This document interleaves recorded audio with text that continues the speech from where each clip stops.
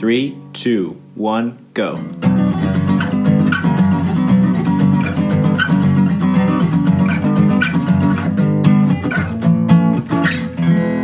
Welcome to Grounds After Rounds. We'll do. All right. You have a joke. This way.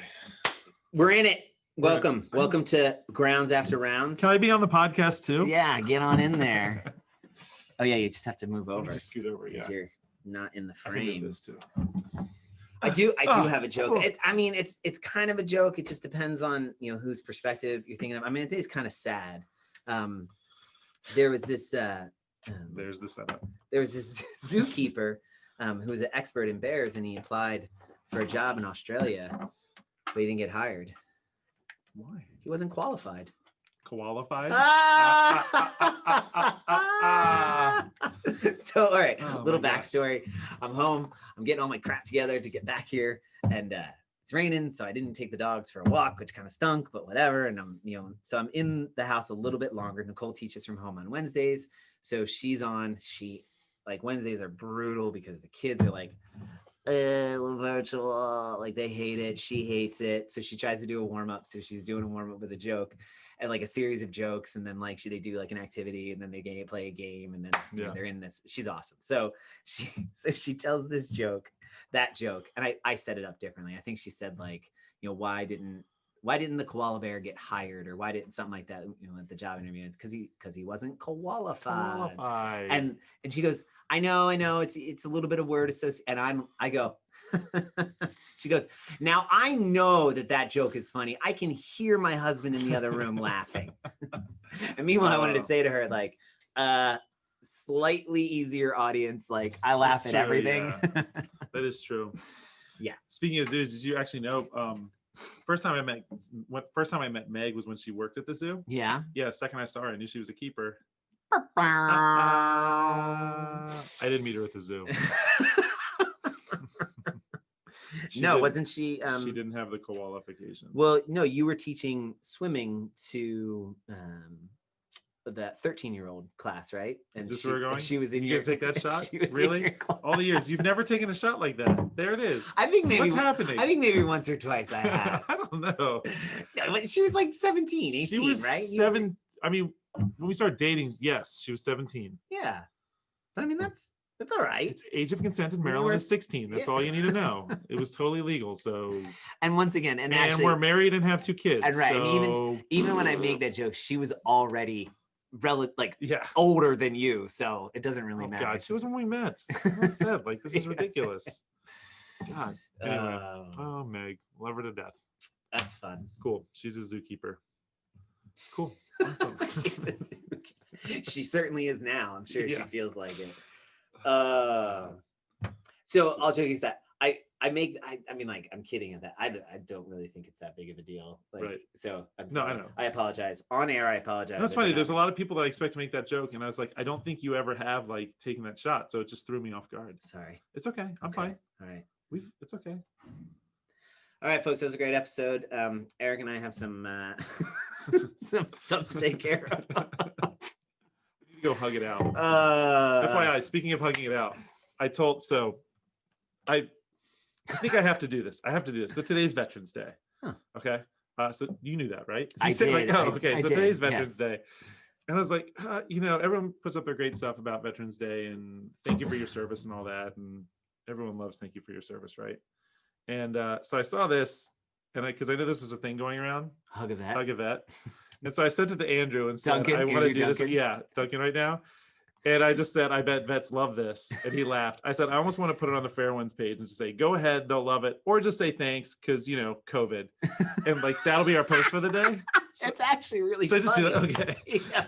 And he just said, do it. I was like, okay. Yeah. No, it is fun because it makes fun of all of it. Right. Right. And so, and in the end, like my thing on the thanks for your service is that there's so many levels of it, but there's a great, Nancy Sherman, who wrote a book called After War, spends an entire chapter explaining why that phrase is so cringy? Tenuous and cringy, because from both sides, you are saying it as a non-military citizen of the United States, trying to express your gratitude for something you can't understand, and somebody told you that that's what you're supposed to say. Exactly. And so it's coming from a legitimate place of gratitude. Right. The person hearing it who is a veteran doesn't understand it, because it's like, what are you thanking me for? Right. I got paid. I wanted to do it. And generally you thank people for things that like you didn't really want to do. Right. And it's kind of like, ooh. And so now there's this like underlying, like, well, did I do something wrong? Which then compounds with a kind of a relatively shared sense of moral injury by sort of this contemporary military culture, because, you know, not to get too, like I said, it gets very layered, but you know, we've been functioning in combat environments where there hasn't really been a whole lot of like, oh, that's why I went there and did it, right? Like went to Iraq in 2003, went back again in 2006, 2005, 2006, went back in 2009, and all the things at every stage you've been like, oh, well, glad we were here last time because that's a shithole again. Glad we were here again. Oh, because that's a shithole again. Kind of like when I walk into Fiona's room after cleaning it up 3 days and it's later. like, and so there's this compounding sense of exactly the same. this gap of communication between somebody who's saying it and means a real sense of gratitude, and is heard by somebody who it immediately is like fingers on the chalkboard and reacts in a way that is counterproductive to what the person said that feels. And that communication gap just gets bigger and bigger and bigger and bigger. Well, I think it's kind of become this just arbitrary thing you say too. It's almost like I see a person in uniform. Oh, thanks. Thank you for your service. Right. And it's like, I'm out. I don't actually have to do anything. And I'm out. I said, thank you. So I don't, and Sherman says it perfectly too in her chapter. She said, I don't have an answer for you, and I don't have an answer for you. I have no idea. Welcome. Right? Like it is a contractual agreement. I got paid to go be in the service, right? Like I know what, and I'm getting benefits and a retirement pension, and right, like I've been compensated for your taxes are thanking me. Right, like, and so thanking is like, okay, but what it is more, and one of the things, there was some anecdotals, what she said, somebody like, have a conversation, like ask the person like, hey, cool, what'd you do, where were you, right? Like, make that connection and see if, which is infinitely harder, believe me, right? Like Mr. Prickly, like, I don't want to talk to you and I don't really want to have that conversation. But look at like that interview we had with Jeff and with Jeff Wells. And he and I, right? Like, good old Dubs. We were able to have, it took a little while, but like I was able to ask him because I could hear in his answers things that I recognized. And so I just asked about them. And all of a sudden he went from like, to this big open, you know, shared a lot. And it was funny, Lisa, when she came back, was like, he talked about stuff on your podcast that he's never talked to me about. And it's like, well, that's an unfair advantage that I do have. Right. Because I have that connection. Right. But I think that is a model that a lot of us in all of our walks of life, right? Like, I don't know a lot about a lot, but if somebody does, rather than just say like the arbitrary or sort of the blanket, like, oh, that's really interesting, ask another question. Ask like, well, what was that like? You know, what was that experience? How'd you get into that? What kept you into it? Like those types of things. How's the food? Right? That's stuff you're amazing at, because I guarantee, like right there, that question, I'd be like, oh my God, let me tell you. Right? Like, and because now you just found a bridge, bam. And so that's where that post is hilarious, because it makes fun of all of it. Hug a vet, get punched in the face. Right? Like, well, and it was funny. I was just thinking about it earlier, and I love, like, because I think we've had this conversation before about the prickliness of like the thank you for your service, and I know Duncan hates it. And so, but I make sure, like, whenever he would leave the gym, I like, oh, Duncan, before you go, thank you for your service. And he's just like, you're so good. And, but it's funny. It's funny. And but what you do is, and then just thank him anyway. Like it's got a lot of layers to it. And 99% of the people who follow us, if they don't know that that's you doing it, that's their fault, not yours. Like, take a joke, people. It's social media. Yeah, it's the type of stuff you see. I would say I would put you on par with Make Watts Great Again. Yeah. That guy. Did you see the one about the 3 pictures or the 3 stages of me throughout the day after a bad workout? And it's the one where she's like, the little kid is laying on the couch, her shirt's up, she's draped over the side, she's at her desk, and it's like, I sent it to Annie. I'm like, is he in our brains? Yeah, there's so many. What was it? I can't think it was him or Constantly Varied Fitness is another one. Oh yeah. But there's one that I'm just like, there's some that I'm just like, oh man, Yeah, like nailed it. And it's like, I think I've seen that meme in my head, but he actually like put it into the world. Yeah. So I would say if you post that, that is on par. Cool. Well done, sir. Yeah. And I appreciate that. That's a good, you went to 2 different sources, because Duncan and I do see eye to eye on, our service and our, nature of them, but we also had different experiences. And so, welcome to, it's a service of, I mean, the naval service alone is 300,000 people, active duty and reserves. Yeah. So, like he was a Marine, I'm a sailor.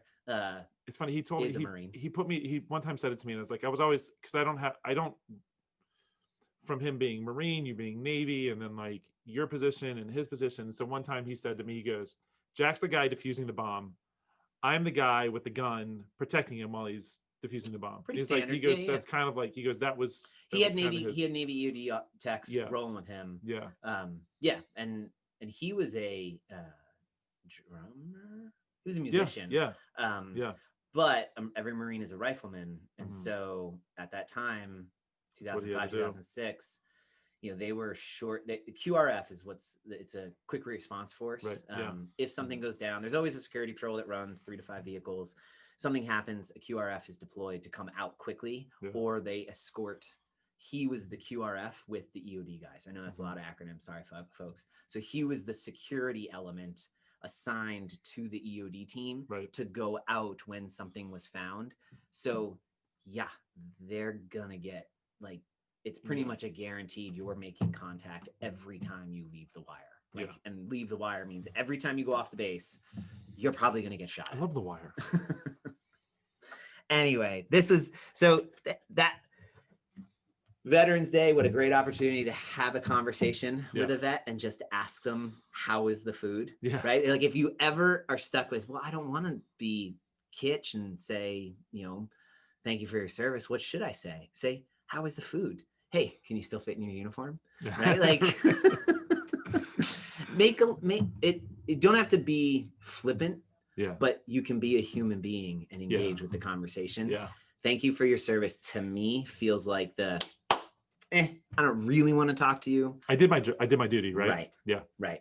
And so if you use that line, expect to get an equal and opposite reaction, which is going to be kind of and this is the other thing too, like Nicole will be very good of reminding me, like, hey, not everything needs to be a freaking fight. Like just say like, thanks. Cool. Thanks. Yeah. Or like, it's my pleasure. Because one of those, like the intentions are good. Now I will tell you Jared Enterton used and every time I do that, 7 kittens die. 7 kittens died. Yeah.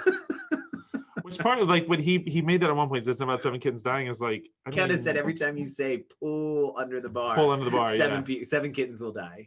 He goes, 7 kittens will die. And I remember it too. I think at one point I was just kind of like, I'm more of a dog person anyway. So. We got a lot of kitten people, man. We got a lot of cat people at the gym. Oh man. It's all right. It's funny too. I hope see, now I wanted to do weekend review, talk about the open, but now I just want to talk about like Enderton. But it was fun. But it could be part of our weekend review. Yeah. So let's do this. Weekend review. A lot of cool programming stuff. Focus on the Monday. It was the redo, right? The kind of the middle of the road. Like redo. Just kidding. All right. The rest of the week. Hey, what's this theme this week? Dazed and Confused, my friends. If you haven't watched the movie in a while, go ahead and watch it. It is inappropriate. Thank you, Linklater, of the late mid-90s, depicting the late 70s. Now watching it in 2020. Whoo! A lot of just like super inappropriate. And you know what I love about that movie? You know what I love about that movie? We keep getting older. They stay the same age. So fun fact, Matthew McConaughey's character would Wooderson. Yeah. His was a minor character. First day of Right. shooting was that scene where they're outside the really? Emporium, and he crushed that line. Yeah. And Linklater went, we got a couple other scenes. There's a scene at the Top Notch. There's a scene here. Would you be interested in a couple extra days of work? Sweet. And McConaughey's still at UT, and he's, kind of thinking he was going to be a lawyer. He's going to shift. Right. He tells this whole story on Tim Ferriss's podcast, and then he tells it again on Dak Shepard's Armchair Expert. Oh, cool. Then there's a whole series of it in the book, apparently, that he wrote called Green Lights. Yeah. But it's a great story. And he was thinking about shifting. And so this was the summer before he changed his major. And he said, you know what? Sure. And so he stuck around, and the rest is history. That's awesome. Love that guy. So yeah, this week, fun stuff. I don't think any surprises. This is just standard CrossFit, but be on the lookout, folks. I'm talking to the microphone instead of the camera. Be on the lookout, folks. We've got some special surprises coming for you. Not even really surprises. We've decided to go with a little outsourcing of the programming, and we're going to use Pat and Taz Barber's program or company called Warm-Ups and Workouts. More to follow about the why, the what, the how. From the front end, meaning like from the user's experience, it should be exactly the same. What I think you'll notice, though, which might be kind of cool, is maybe some different flavors, and then also like different warm-ups, different mobility things, maybe a little bit of different, like we've never done these types of movements before, but it's kind of a great opportunity for us as coaches to flex our, like, I've got to do some homework again, which is kind of cool. Right. And then like, it's just when you have a different chef show up in the kitchen, things change. And so I'm ridiculously excited. You get what you pay for. And these guys, they awesome. Deliver a product. So yeah, I'm really excited, looking deep into it. So it's gonna be a fun program. Of course, I would say I think I'm okay with that being our week in review. I want to hear about the weightlifting. I want to hear a little bit about Jared. So I will tell you this. It's funny because I was bummed that you couldn't be there. And then at the end of it, I was like, maybe it's good that he wasn't there, because he was like 30 minutes late. Yeah. Like to start? To show up. Oh. Because so he said he normally gets there about 20, 30 minutes ahead of time. Yeah. And then, I guess like 30 minutes to start, because he was coming from New Jersey and he took a wrong turn, and he goes, it was like 9 miles he had to go before he could like get off and turn around. And so he's 30 minutes late, and it's like, oh God. And it was like, honest mistake. It happens. It totally does. Totally happens. And then, you're right. And I'm glad I'm not, because I would have gotten wrapped up in that, and I would have been a dick. And so what's funny is like, I think this is why he and I clicked, because the way he runs his show is kind of similar to the way I do. Like, he has a plan, but he kind of gets a feel for it and flexes with it.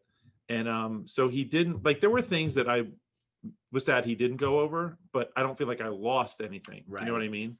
And so like, maybe had I not said, hey, here's from his website, here's like the structure of his class, like, knowing you'd have been like, well, we didn't do this and we didn't do this, and it was on the website. And I feel like that would have like agreed. That would have like been like, ugh. But overall, other than that though, like the experience, like he was awesome. He really like says some things that, I mean, we've been coaching this forever, and I love being in something that I've been doing forever, and I learn new things from the get-go. I will tell you from the feedback that people are giving. Yeah.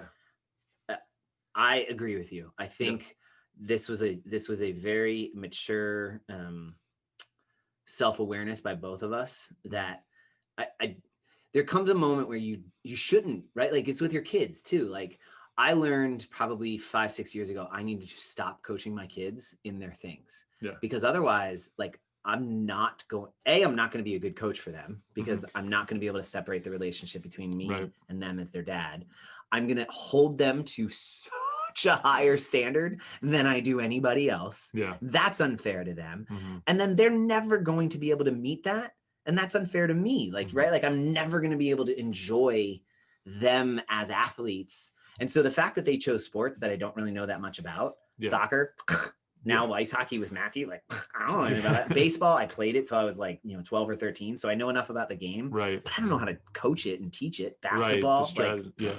So it was great. It was like, no, I'll manage the team, but I don't know how to coach it. Right. This felt to me something very similar. It was awesome to hear. People were like glowing about how much fun they had. Yeah. That to me, I was like, I got to get all the benefits of like, yay, Yeah. and I'm not glad. have to put it, not put up with, Yeah. but have to, right? Yeah. It was yours.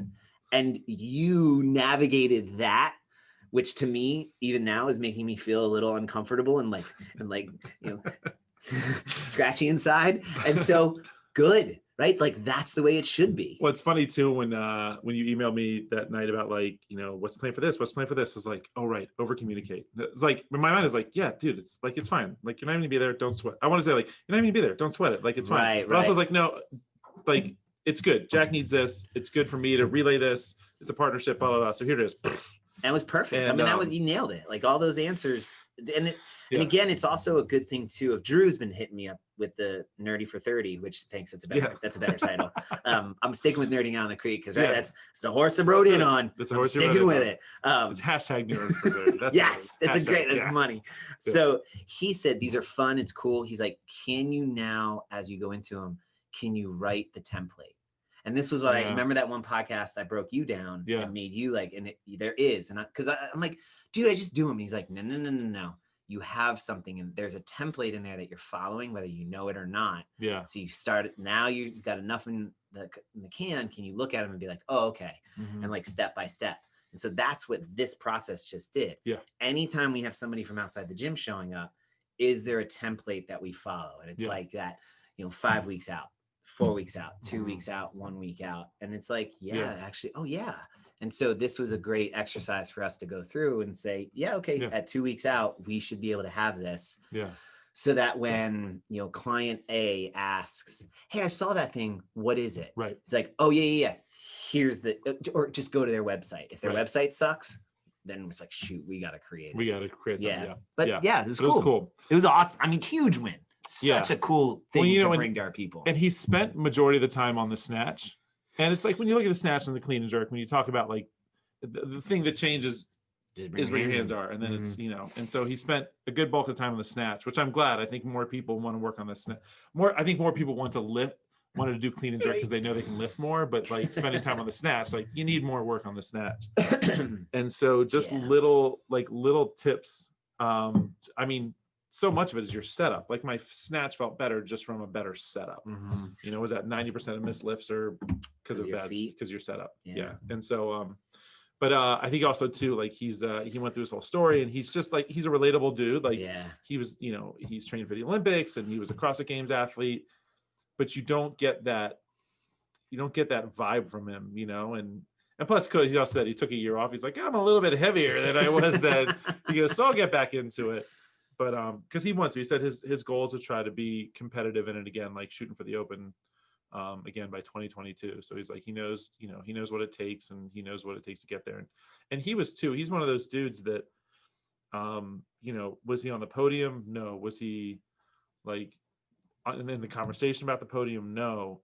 But it's just like when you see him, and I think it's one of those as well where you see Matt Fraser has a weightlifting background, Tia has a weightlifting background, and how there's so much like skill involved in CrossFit, how like it seems like that weightlifting background is a huge like plus for the competitive CrossFit athlete. Yeah.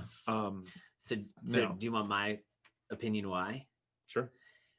Because as a weightlifter, that if you start early enough when you're younger, it's like a gymnast. You are training the neurological side of the adaptations rather than the physiological side. And what I'm pointing to, folks, is on our wall, you have the 4 general physical skills that are predominantly neurological. You have the 4 general physical skills, which are predominantly physiological.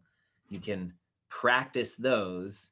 You train these for power and speed being the combination of the two, the manifestation of the two as they intersect. Those take decades. Most of these over here you can train in a year or two. Right. So somebody, when he says like, it's gonna take me about a year, 18 months to kind of get it back, he's not kidding. Because he's spent decades training those neurologicals: coordination, balance, agility, speed, right? Like on top of that, he was a collegiate wrestler. So he does have that too. He does have the physiological too. Like it's all there. Yeah. And so that's the if I'm looking at athletes, and that's like basketball players, Mhm. right? Like, holy crap, you want to talk about hand-eye coordination, accuracy, Mhm. precision, balance, agility. Like, wow, Mhm. they've got it. Swimmers, phenomenal athletes. You Yeah. put a barbell in their hand, they look like Bambi on ice. Yeah. You know what I mean? And so it's like, Bad. but you take a water polo player, they have the conditioning of a Mhm. swimmer, but now they also have that agility and that precision and a little bit Yeah. of that accuracy. And so it's sort of like, what Sky sports? Andrews. Yeah, you She think was like, what sports do I want? Yeah. If the instead, in the end, though, you look at somebody like Justin Medeiros. Mhm. Well, what sport did you do growing up? He was a wrestler. CrossFit. Oh, sport. Yeah. Right. Like, yeah, so that he was a wrestler, yeah. but But he would yeah, do, he started. right. Yeah. And so like you have a next generation of kids coming up. CrossFit Up is a until this sport. point, like it was sort of a, you ask a kid like, hey, what sport did you do growing up? That if they're on, you know, Matt Fraser, Olympic weightlifting, Ben Smith, I don't Right. even know, you know, but like, well, Ben Smith started when he was like 16. True. So kind of could say CrossFit. Yeah. But like that's sort of the next generation are going to say like, yeah, I'm doing CrossFit. Yeah. And so anyway, That's probably Hugh. yeah. And then in the nature of these sports, it is not one of your premier. So they are probably doing other sports, Yeah. but they're constantly immersing themselves in CrossFit and Right. learning that general physical preparedness. Mhm. Oh, they're also tacking on these little skills, double unders, muscle ups, the Mhm. cleans and the snatches, and right, their movement is becoming so precise. And what's cool is then you're watching Hugh transition from a pretty good catcher to now as a freshman in high school, probably one of the best catchers behind the plate Yeah. across the league that they just played in. Yeah. And he's not as big as a lot of these other kids, Mhm. tall and, you know, Yeah. weight wise, but the whip on his arm when he throws that ball. Yeah. Whoo, Yeah. yeah. And I will tell you, watching all of them after just 2 weeks of the Mhm. program, their last game, like just the precision of their movement and stuff is, Yeah. it's, you can tell a I'll difference. tell you, I think I like because I started letting them put weights on the bars and stuff too, and like we're moving a little bit now. We're moving some weight, and I think just from a mental standpoint, like the confidence that like they're training 3 days a week and we're going pretty hard, and just that sort of when you get on the field, even if it was like an empty barbell that I had them walking around with, like Yeah. they're putting in this other work that they weren't before, and like there's an edge there. And so it's also funny, their tolerance for, let's just say, less efficient and less curated coaching Mhm. and practice schedules is less and less. Their tolerance of really? of like, right? Yeah. Like, hey, why aren't you guys?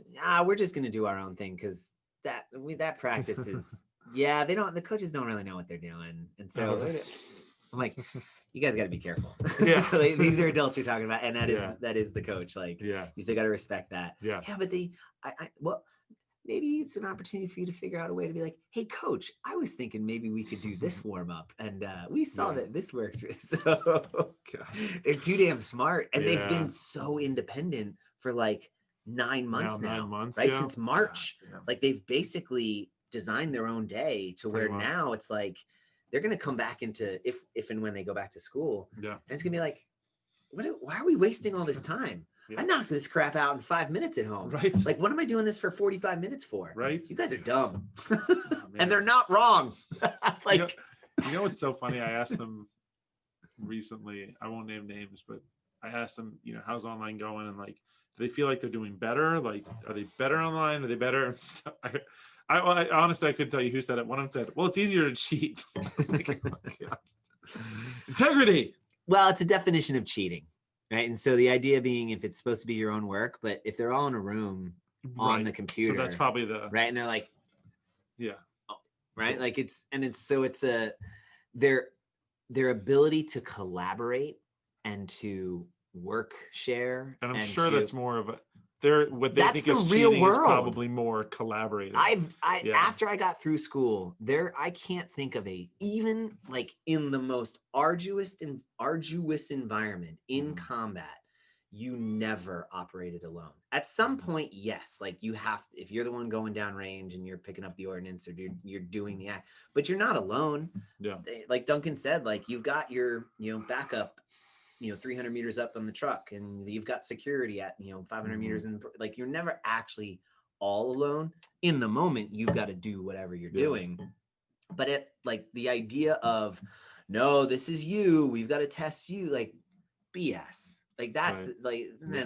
Model the real world. The real world is like, all right, we've got this problem. Let's put our three heads together, learn how to collaborate. Like, that's sort of, they are innately figuring that out. Cool. And so I reframe that for them. Now I said, hey, if the rules of the game are you're supposed to do this by yourself, and you guys are blatantly and purposefully skirting the rules, then yes, you are cheating.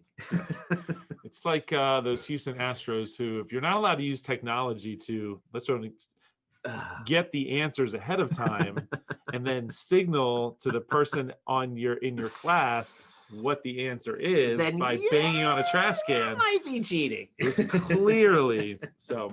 Anyway, but back to the weightlifting or CrossFit weightlifting, and so going with him was cool. And if I could say like 3 big takeaways from that was I loved his he's like, look, I love this perspective because it's, we talk all the time, like, be safe, be smart, be consistent, make the right move, but sometimes it's okay to like just go for it and see what happens. He said one of the things he always says to himself is launch before you're ready. It's like, if you think you might want to do a weightlifting competition, just do it. Like, it's like, people aren't looking at you as much as you think they are. So like, just do it. And what's the worst that could happen? You don't win a weightlifting competition that you did for the first time. And so let me ask you a question. You're so good. Let me ask you a question. Do we have anything coming up soon where people may find themselves feeling like they're not going to be ready to I feel like to participate? I feel like it's not 101 days away, but it's not quite, as of today, 98 days away. So you mean you got 99 days and you got 99 problems, and the CrossFit Open ain't one of them? Ain't one of them. 99 days. CrossFit Open. So yeah, that's a good launch. It's coming, man.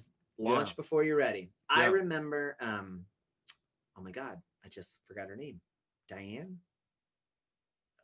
Who was she? I can't remember. Blonde from San Francisco. We travel out to San Francisco all the time. Early on when we first started.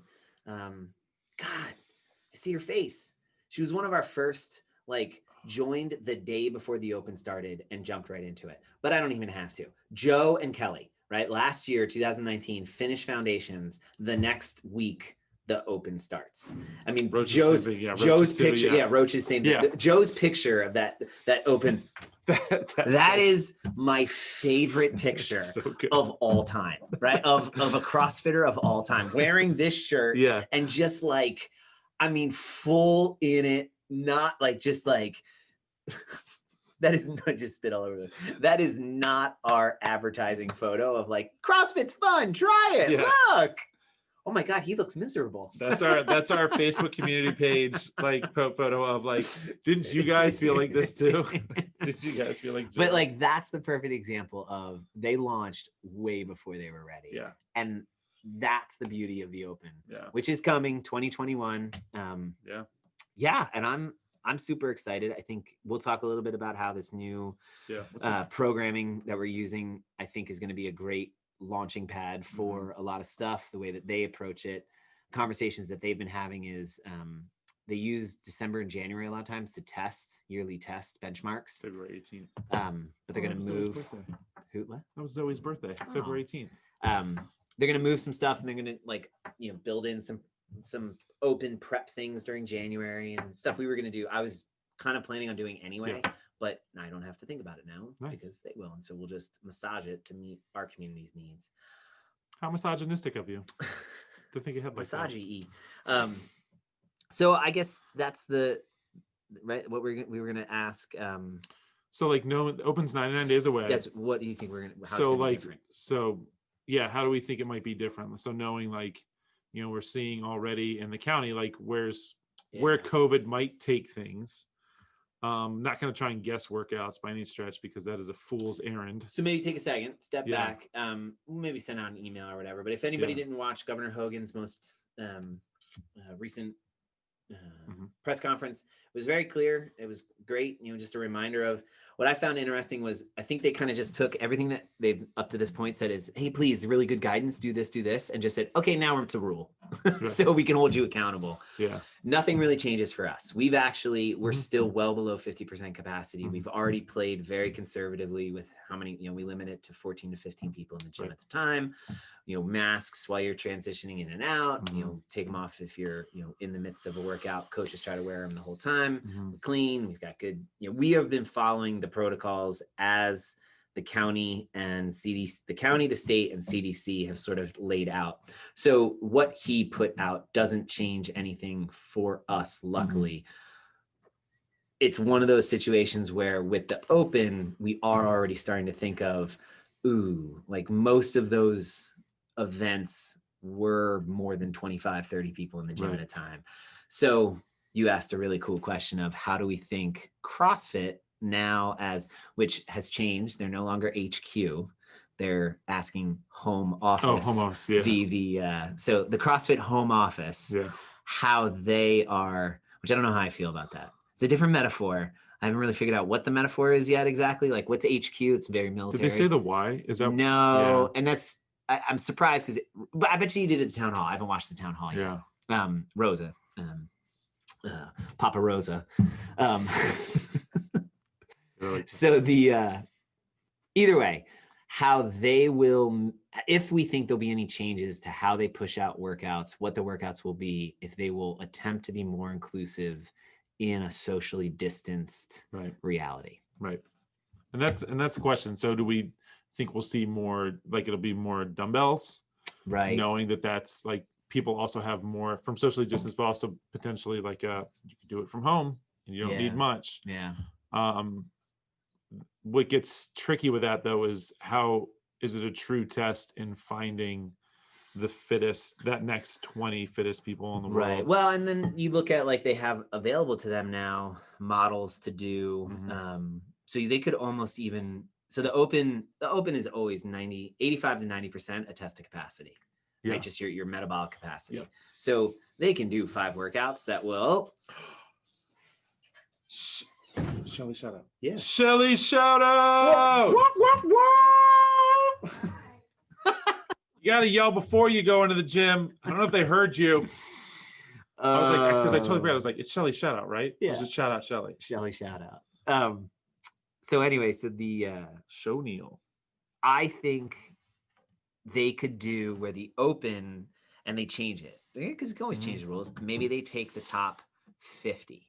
And from there, they could almost do like they did this year with the first stage of the games was online, virtual or even online. Yeah. You could do the same thing where you can pick your own judge and you can do your own stuff, but there's standard, like you've got to film yourself weighing your plates and your bars. You got to film yourself setting it up. And so now they've got 50 worldwide, and then they cut that down to the top 20, and that's who they bring out to wherever location. Almost like an online regional almost. Exactly. Yeah. And so sanctionals can happen the way sanctionals can happen. They don't undermine like that being an ecosystem. And that's the thing too, if sanctionals can even happen. So that's right. So they set themselves up as the games, or as CrossFit, who is trying to drive towards the games being a filtering, right? Like we start worldwide, we get it to sort of the top 0.01%. From there, you try and now find the top 10%. That's what comes to the games, and then you find the top 3 from there.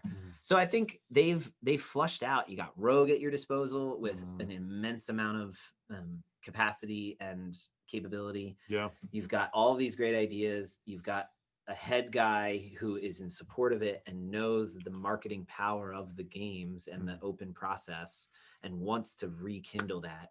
You've got a revamped media department who is pushing out amazing stuff for us as an affiliate. Yeah, it's been great. To sort of, so I would totally be on board selling. Like, I get it, right? There's a lot of dumbbell stuff, but those at-home workouts, the 3 of them, they were really freaking hard, and we really redid them, and everybody did a little bit better. But I guarantee you that dumbbell snatch, burpee sit-up one, right? No.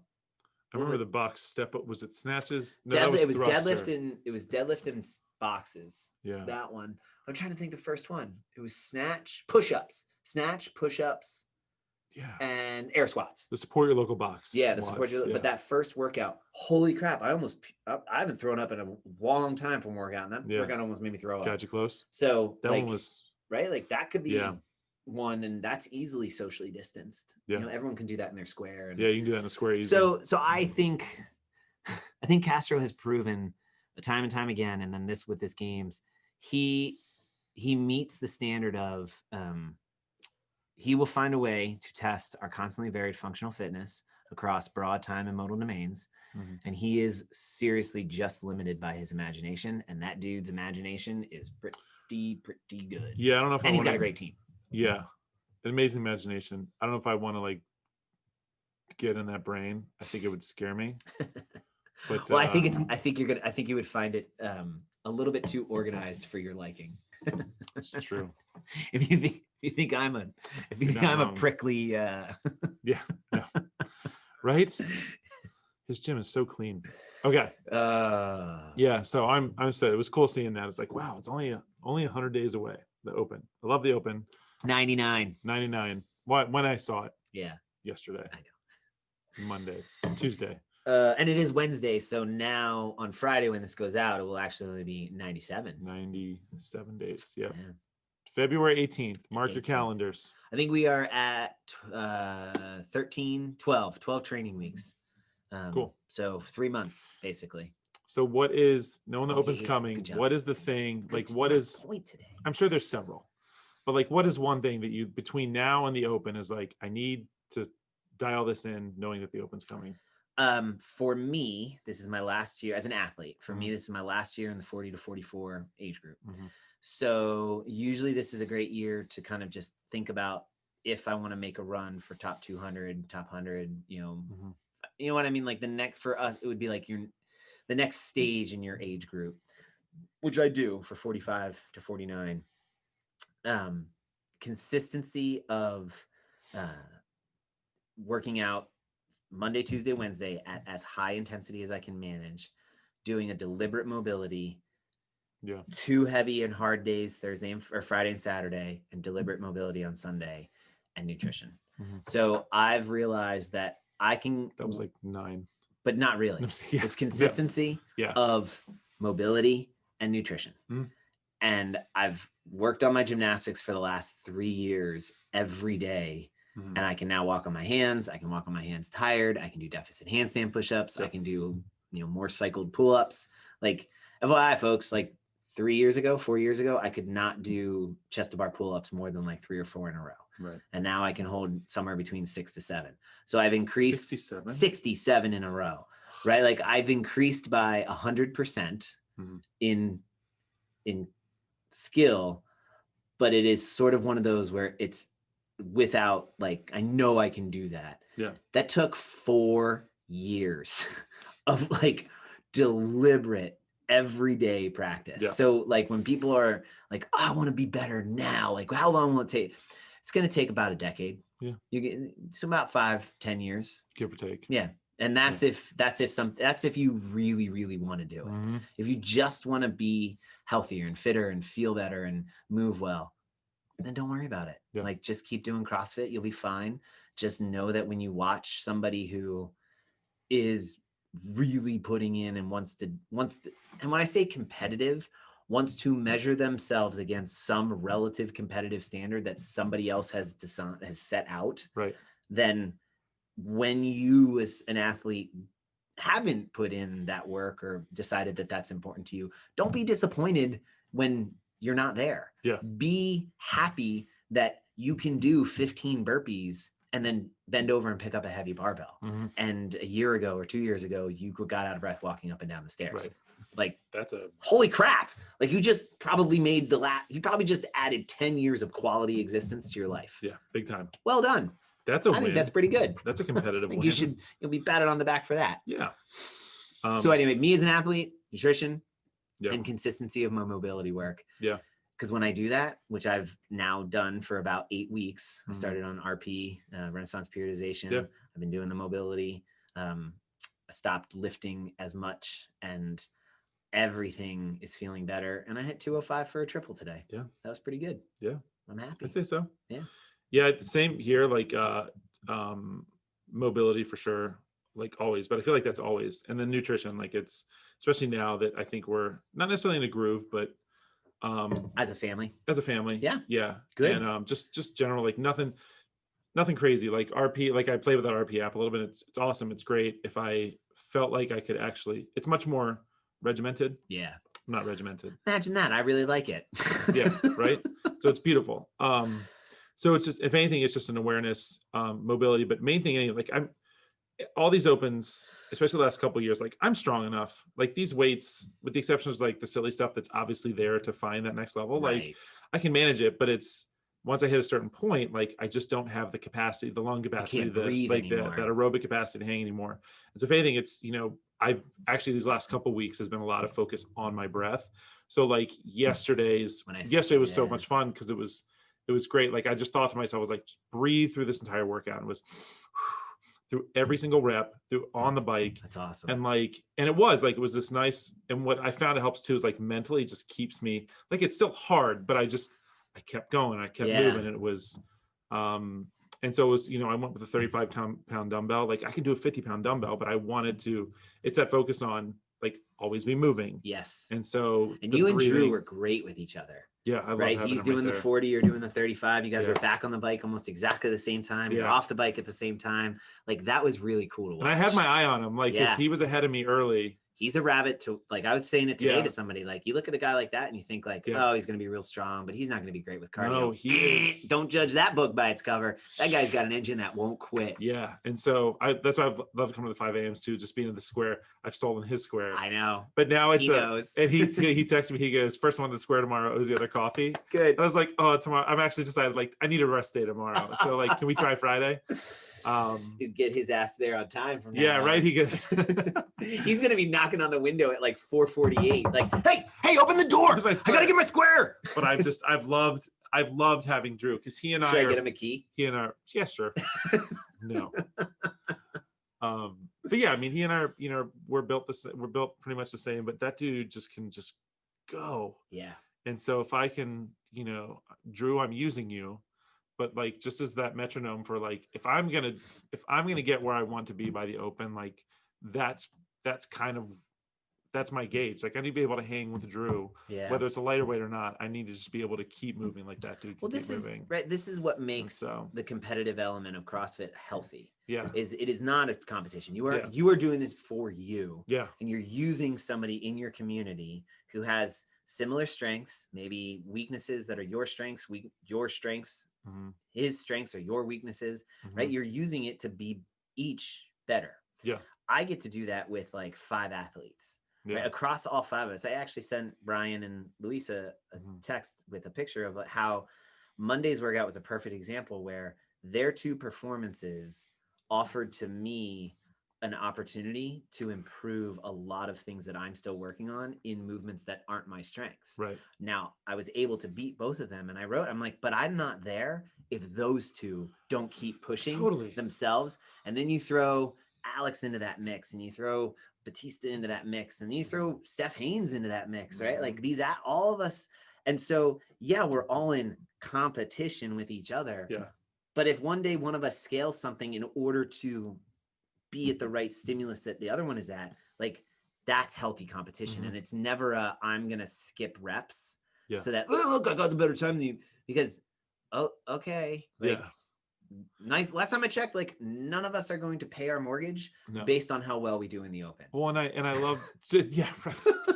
I say, and I don't have a goal for the open. It's like this is where I want to place, or this is where I want to, like, I know how I have felt when I hit that like 9-10 minute mark, and like there's a load that like I should be able to move this all day, but I have to keep breaking. Yeah. And so, and it was fun today. Back that thing too. Drew said to me today. Drew hit 185 he hit his 3. Yeah. And I had 185 for the 4th round. I hit the 1, and it just didn't feel right. I was like, let me try it again for the next round. It wasn't there. And I was like, but Drew told me, he goes, if you hadn't put 185 on the bar, he goes, I wouldn't have even tried 185. I was like, oh, that makes me so good. Like, I'm so excited. Right. And his 4th round didn't look too hot. So I don't know what you said to him, but I said to him, I said, stop the Bambi feet.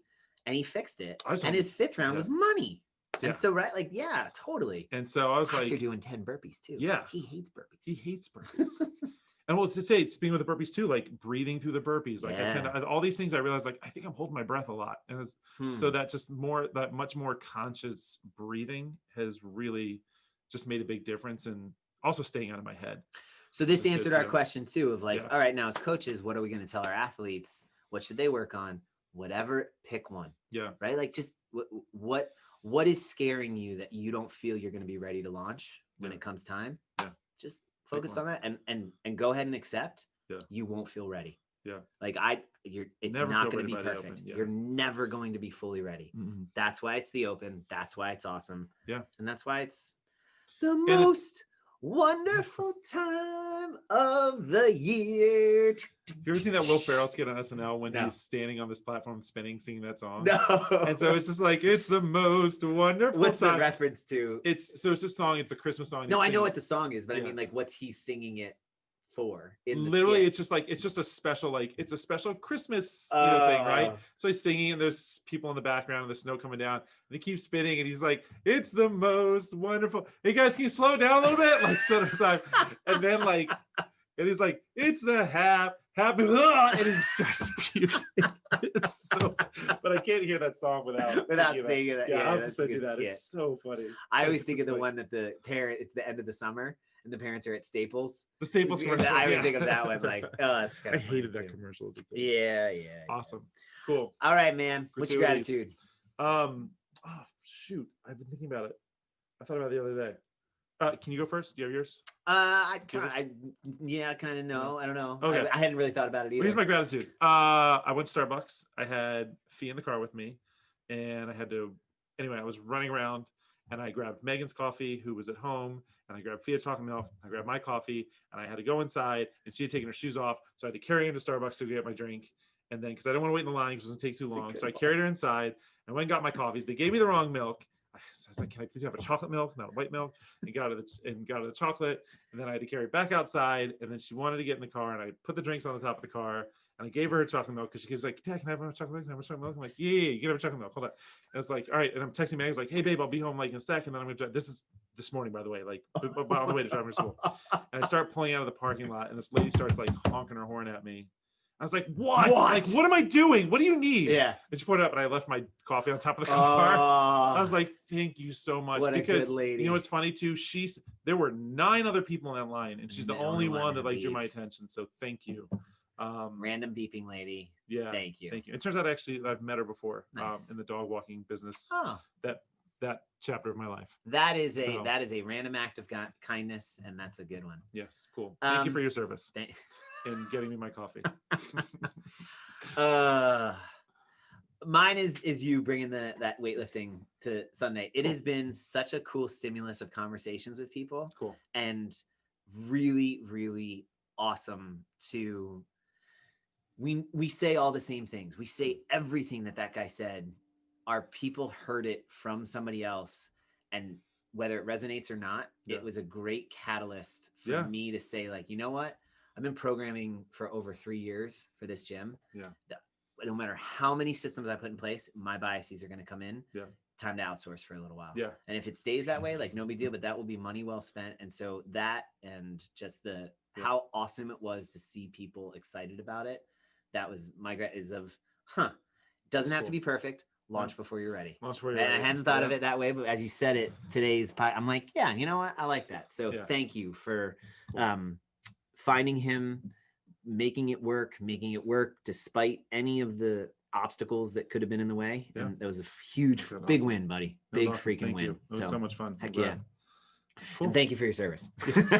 Anytime, brother. We'll ride that one more time. This was fun. This was a good one. Cool. Awesome. All right. We'll see you in the box on the creek for your fitness fix. Cool. Peace out. Let's roll.